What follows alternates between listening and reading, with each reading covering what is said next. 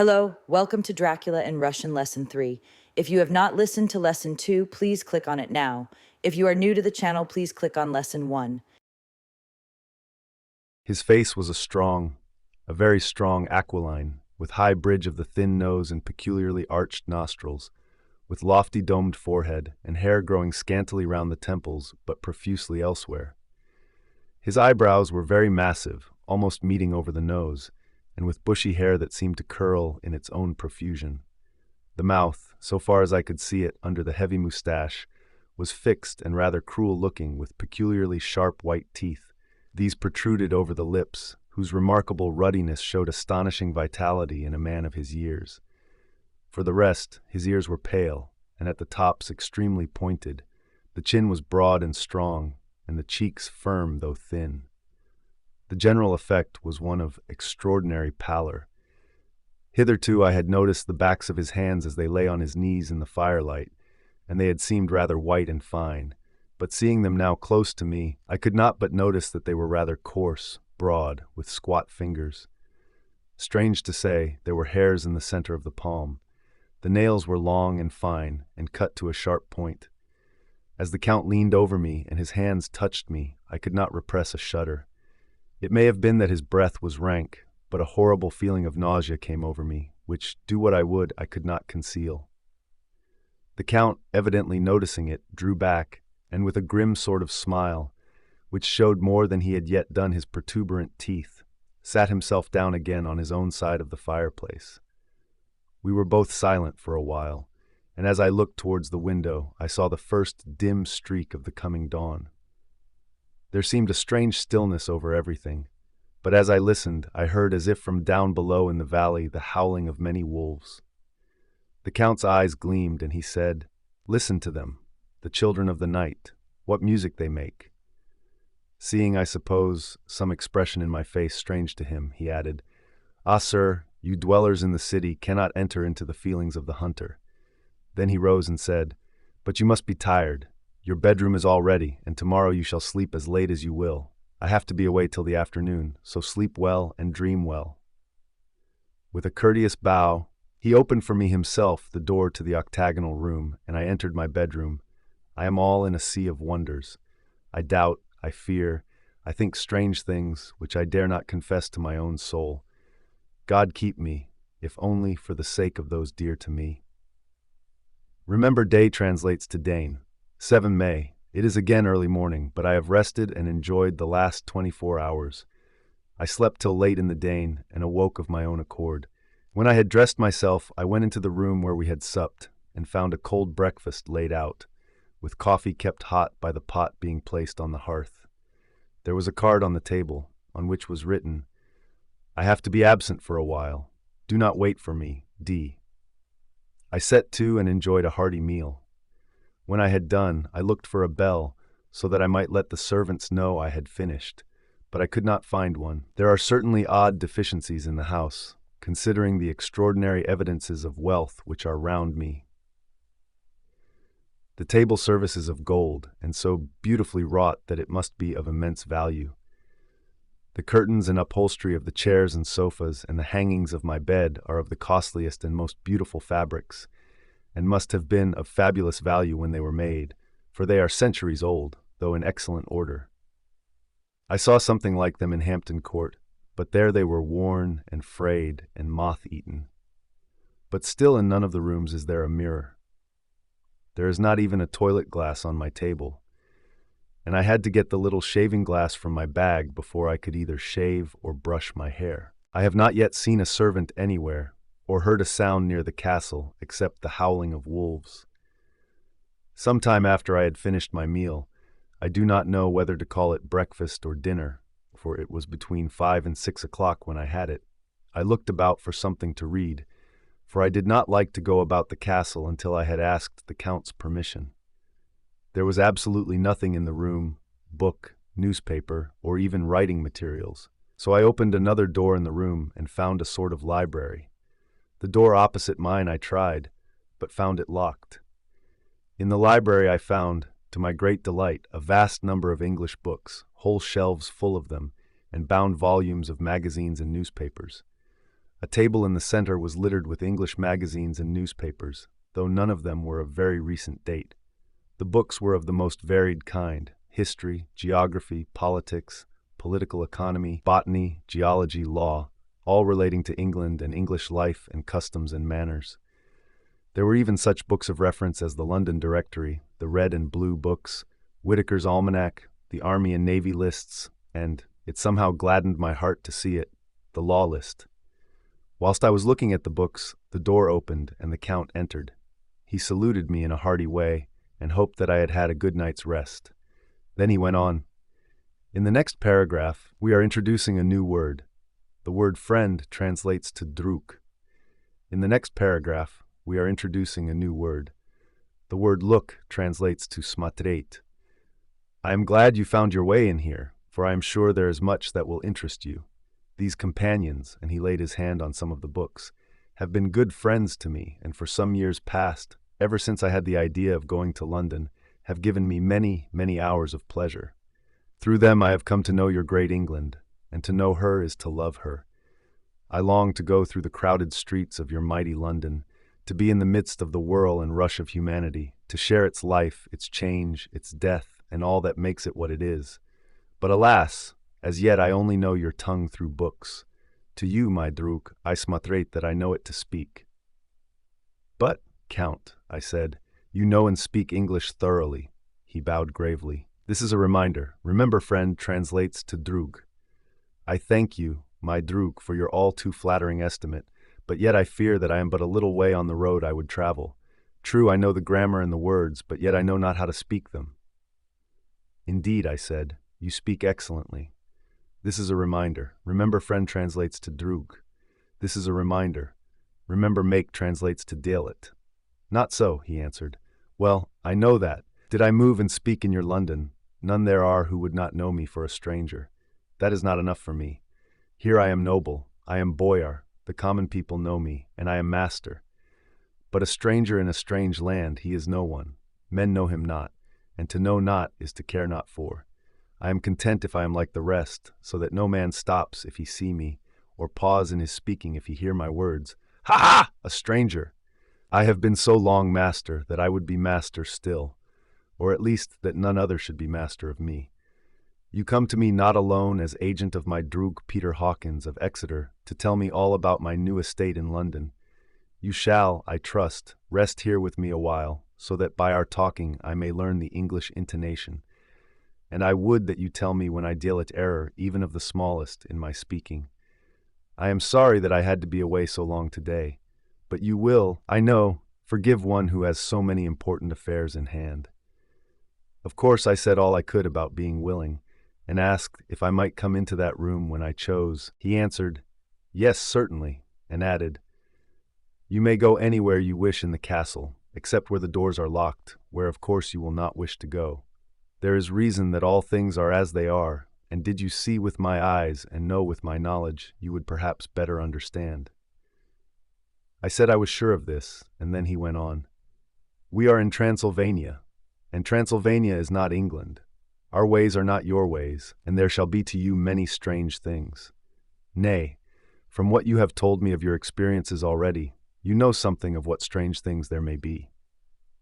In the next paragraph, we are introducing a new word. The word little translates to malinki. This led to much conversation, and as it was evident that he wanted to talk, if only for talking's sake, I asked him many questions regarding things that had already happened to me or come within my notice.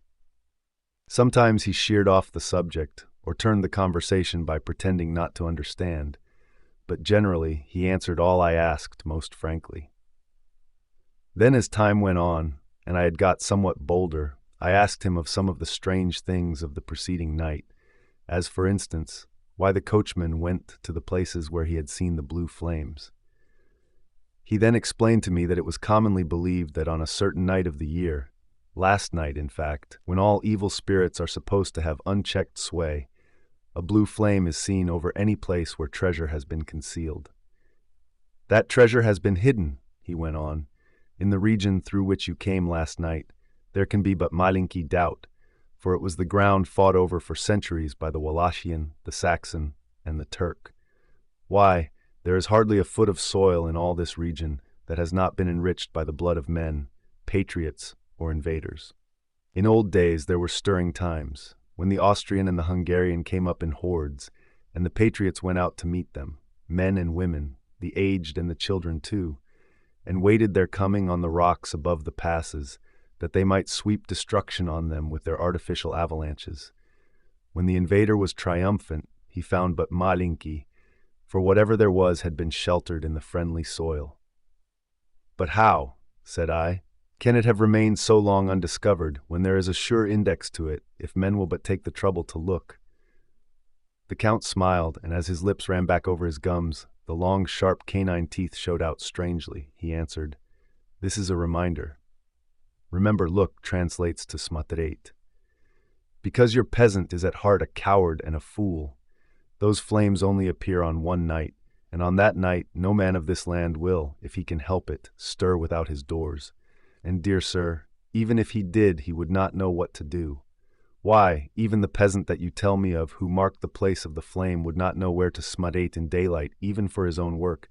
Even you would not, I dare be sworn, be able to find these places again. This is a reminder. Remember, look translates to smatrate. There you are right, I said. I know no more than the dead where even to smatrate for them. Then we drifted into other matters. "Come," he said at last, "tell me of London and of the house which you have procured for me." With an apology for my remissness, I went into my own room to get the papers from my bag. Whilst I was placing them in order, I heard a rattling of china and silver in the next room, and as I passed through, noticed that the table had been cleared and the lamp lit, for it was by this time deep into the dark. The lamps were also lit in the study or library, and I found the Count lying on the sofa, reading, of all things in the world, an English Bradshaw's Guide. When I came in, he cleared the books and papers from the table, and with him I went into plans and deeds and figures of all sorts. He was interested in everything, and asked me a myriad questions about the place and its surroundings. He clearly had studied beforehand all he could get on the subject of the neighborhood, for he evidently at the end knew very much more than I did. When I remarked this, he answered, "This is a reminder. Remember, friend, translates to Druk." "Well, but, my Druk, is it not needful that I should? When I go there I shall be all alone, and my Drug Harker Jonathan, nay, pardon me, I fall into my country's habit of putting your patronymic first. My Drug Jonathan Harker will not be by my side to correct and aid me. He will be in Exeter, miles away, probably working at papers of the law with my other Drug, Peter Hawkins. So we went thoroughly into the business of the purchase of the estate at Purfleet. When I had told him the facts and got his signature to the necessary papers, and had written a letter with them ready to post to Mr. Hawkins, he began to ask me how I had come across so suitable a place. I read to him the notes which I had made at the time, and which I inscribe here. At Purfleet, on a by-road, I came across just such a place as seemed to be required, and where was displayed a dilapidated notice that the place was for sale. It is surrounded by a high wall, of ancient structure, built of heavy stones, and has not been repaired for a large number of years. The closed gates are of heavy old oak and iron, all eaten with rust. This is a reminder. Remember, make translates to Dalet. The estate is called Carfax, no doubt a corruption of the old quatreface, as the house is four-sided, agreeing with the cardinal points of the compass. It contains in all some 20 acres, quite surrounded by the solid stone wall above mentioned. There are many trees on it, which Dalet it in places gloomy, and there is a deep, dark-looking pond or small lake, evidently fed by some springs, as the water is clear and flows away in a fair-sized stream. The house is very large, and of all periods back, I should say, to medieval times, for one part is of stone immensely thick, with only a few windows high up and heavily barred with iron. It looks like part of a keep, and is close to an old chapel or church. I could not enter it, as I had not the key of the door leading to it from the house, but I have taken with my Kodak views of it from various points. The house has been added to, but in a very straggling way, and I can only guess at the amount of ground it covers, which must be very great. There are but few houses close at hand, one being a very large house only recently added to, and formed into a private lunatic asylum. It is not, however, visible from the grounds. When I had finished, he said, "This is a reminder. Remember, make translates to Dalit. This is a reminder. Remember, day translates to Dane. This is a reminder. Remember, look translates to Smatret. I am glad that it is old and big. I myself am of an old family, and to live in a new house would kill me. A house cannot be made habitable in a Dane, and after all, how few days go to Dalit up a century.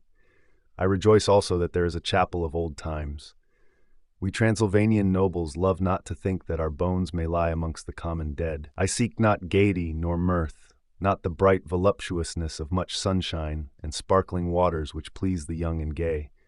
I am no longer young, and my heart, through weary years of mourning over the dead, is not attuned to mirth. Moreover, the walls of my castle are broken. The shadows are many, and the wind breathes cold through the broken battlements and casements. I love the shade and the shadow, and would be alone with my thoughts when I may. Somehow his words and his smatret did not seem to accord, or else it was that his cast of face made his smile smatret malignant and saturnine. This is a reminder. Remember, little translates to malinki. This is a reminder. Remember, look translates to smatret. Presently, with an excuse, he left me, asking me to put all my papers together. He was some malinki time away, and I began to smatret at some of the books around me. One was an atlas, which I found open naturally at England, as if that map had been much used. On looking at it, I found in certain places malinki rings marked, and on examining these, I noticed that one was near London on the east side, manifestly where his new estate was situated. The other two were Exeter and Whitby on the Yorkshire coast. It was the better part of an hour when the Count returned. "Aha!" he said. "Still at your books? Good. But you must not work always. Come, I am informed that your supper is ready." He took my arm, and we went into the next room, where I found an excellent supper ready on the table.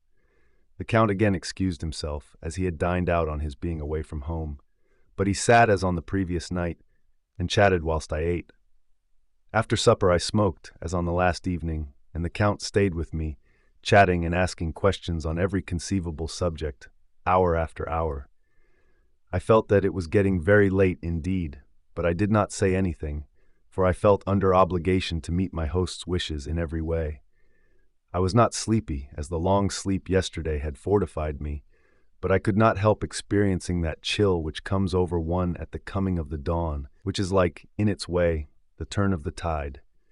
They say that people who are near death die generally at the change to the dawn or at the turn of the tide.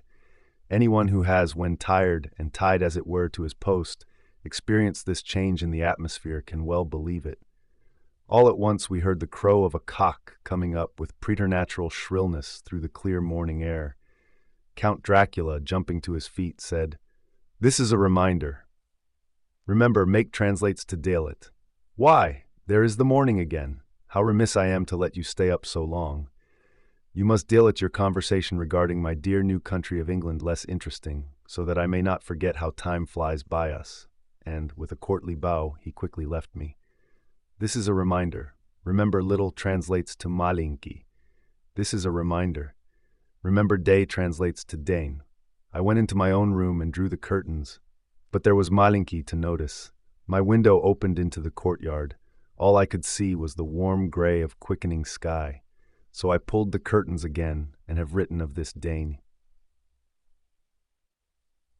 I began to fear as I wrote in this book that I was getting too diffuse, but now I am glad that I went into detail from the first, for there is something so strange about this place and all in it that I cannot but feel uneasy.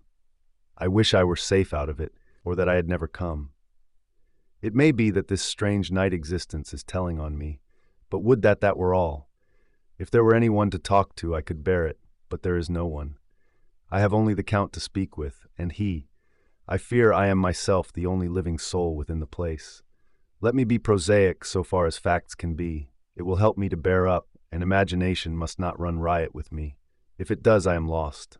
Let me say at once how I stand, or seem to. This is a reminder. Remember, little translates to malinki. This is a reminder. Remember, look translates to smatret. I only slept a few hours when I went to bed, and feeling that I could not sleep any more, got up. I had hung my shaving glass by the window and was just beginning to shave. Suddenly I felt a hand on my shoulder and heard the Count's voice saying to me, "Good morning." I started, for it amazed me that I had not seen him, since the reflection of the glass covered the whole room behind me. In starting, I had cut myself slightly, but did not notice it at the moment.